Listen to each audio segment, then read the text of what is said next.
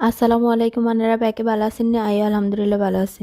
আর বোন চলে যে বেটেল আরাম করতেছে ব্যাক রকম নিয়ে টাকা পাইছে কিন্তু সানিয়া ফিটা খাবাই না তো চলে গেছে নাল দুগা বাংতাম এ নাল দুগারে বালা করে আয় বাঙ্গি সিলিসা সিলছি এর দিকে নালে কমাইবে বাংছি তিনগে দুগা আর বোন করাই লইছে আর ওগারে সুন্দর করে দুই টু এটারে কুচি করে লইছি এবার এগিন বেগিনটা লই চলে গেছে আর আমার কাছে চুলের দুয়ারে কনসে কেরম লাগে আয় ভিডিও করার আগে দিয়ে আর আমু পানি গরম বইয়ে এর মধ্যে খাড়ি গিন দিছে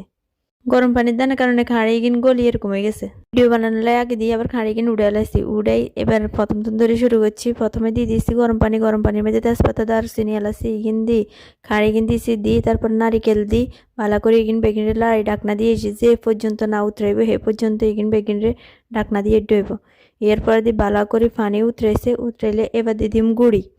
তো গুড়ি গুন দিয়ে ভালো করে লাড়ি সারি এবার আটা করতে হইব